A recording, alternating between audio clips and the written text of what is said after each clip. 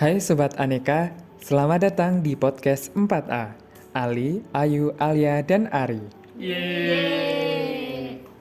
Assalamualaikum. Halo Sobat Aneka, apa kabar? Semoga kalian dalam keadaan sehat dan semangat. Kali ini kita akan membahas mengenai ASN beraneka. Sebelumnya, perkenalkan saya Muhammad Ali Firdaus, peserta Latsar CPNS dari Dinas Perdagangan, Koperasi dan UKM Kota Pekalongan. Dan rekan-rekan saya ada Mbak Ayu, Mbak Alia, dan Mas Ari. Silahkan Mbak Ayu memperkenalkan diri. Iya, terima kasih Mas Ali. Perkenalkan, nama saya Ayu Cahyaning Kesuma, peserta Latsar CPNS dari Bapeda Kota Pekalongan. Selanjutnya, Mbak Alia. Iya, terima kasih. Perkenalkan, Permadani Fitri Aprilia, panggilannya Alia, peserta Latsar CPNS dari Bapeda Kota Pekalongan. Baik. Terakhir ada Mas Ari. Terima kasih Mas Ali. Perkenalkan, nama saya Ari Rohman, peserta Latsar CPNS dari Dinas Pertanian dan Pangan Kota Pekalongan. Nah, pada kesempatan kali ini kita akan berdiskusi mengenai aneka. Aneka merupakan singkatan dari akuntabilitas, nasionalisme, etika publik, komitmen mutu, dan anti korupsi. Sebenarnya, apa sih itu akuntabilitas? Akuntabilitas merupakan kewajiban pertanggungjawaban yang harus dicapai. Akuntabilitas merujuk pada kewajiban setiap individu, kelompok, atau institusi untuk memenuhi tanggung jawab yang menjadi amanahnya. Amanah ASN adalah menjamin terwujudnya nilai-nilai publik. Akuntabilitas sangat penting diterapkan karena merupakan prinsip dasar bagi organisasi yang berlaku pada setiap level atau unit organisasi sebagai suatu kewajiban jabatan dalam memberikan pertanggungjawaban laporan kegiatan kepada atasannya. Akuntabilitas tidak akan mungkin terwujud apabila tidak ada alat akuntabilitas. Di Indonesia, alat akuntabilitas antara lain perencanaan strategis, kontrak kinerja, dan laporan kinerja. Dalam menciptakan lingkungan kinerja yang akuntabel, ada beberapa aspek yang harus diperhatikan seperti kepemimpinan, transparansi, integritas, tanggung jawab, keadilan, kepercayaan, keseimbangan, kejelasan, dan konsistensi. ASN yang akuntabel adalah ASN yang mampu mengambil pilihan yang tepat ketika terjadi konflik kepentingan, tidak terlibat dalam politik praktis, melayani warga secara adil, dan konsisten dalam menjalankan tugas dan fungsinya. Dalam bidang saya, akuntabilitas dapat ditemukan ketika saya melaporkan perkembangan harga serta membantu kelancaran dan memajukan pelaku usaha dalam berdagang, karena saya seorang fasilitator perdagangan. Baik, selanjutnya konsep mengenai nasionalisme akan dijelaskan oleh Mbak Ayu. Iya, baik, terima kasih Mas Ali untuk kesempatannya. Menurut saya, nasionalisme adalah sikap politik atau pemahaman dari masyarakat suatu bangsa yang memiliki keselarasan kebudayaan dan wilayah serta memiliki cita-cita dan tujuan sehingga timbul rasa mempertahankan negaranya baik internal maupun eksternal.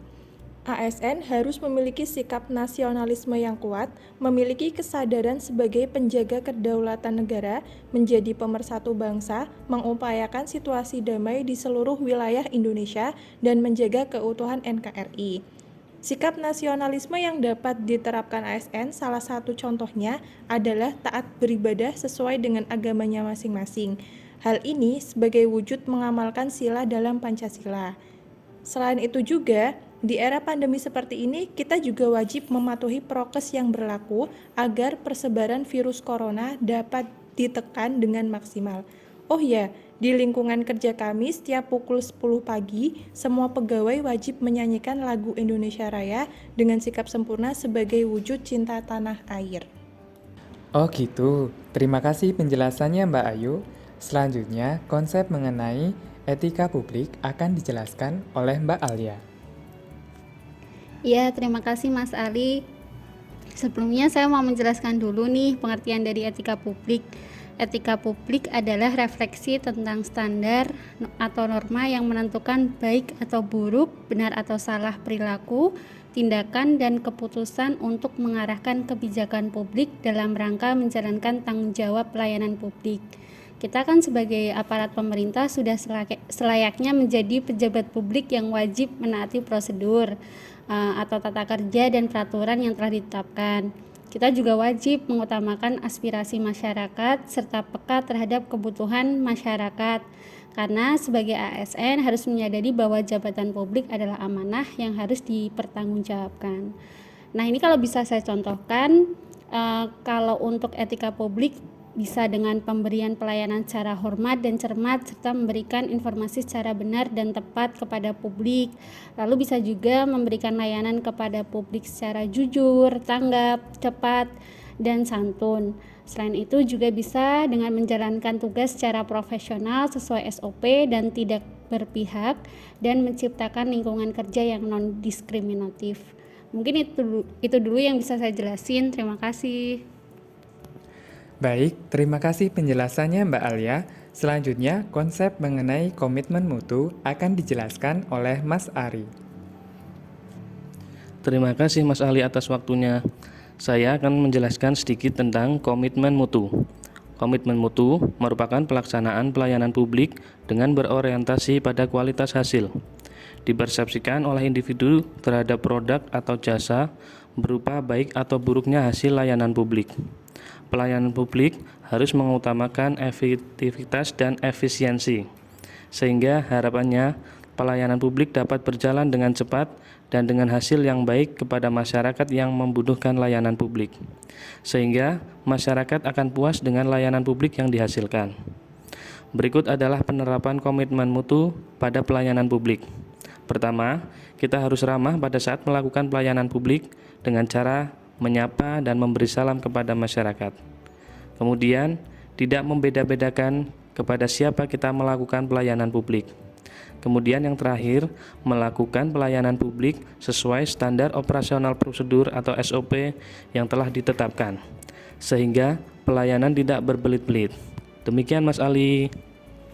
Oke, terima kasih penjelasannya Mas Ari. Terakhir, konsep anti korupsi. Sebagai orang Indonesia, pasti kalian familiar dengan kata korupsi, karena kasusnya seringkali muncul di televisi atau media berita lainnya.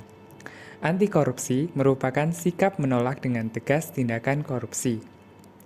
Nah, menurut kalian, apa aja sih contoh sikap anti korupsi? Mungkin Mas Ari bisa memberi contoh.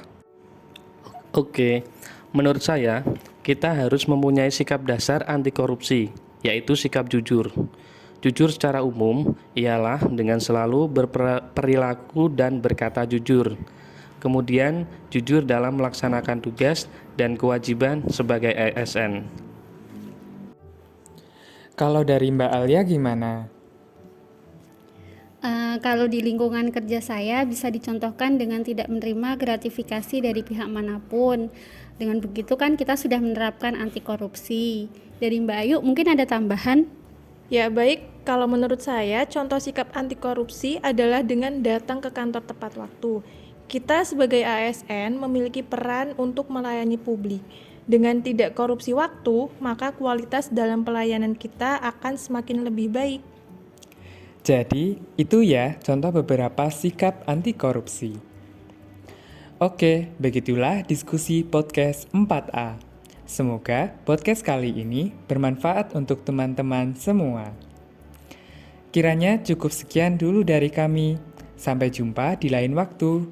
Terima kasih dan Wassalamualaikum.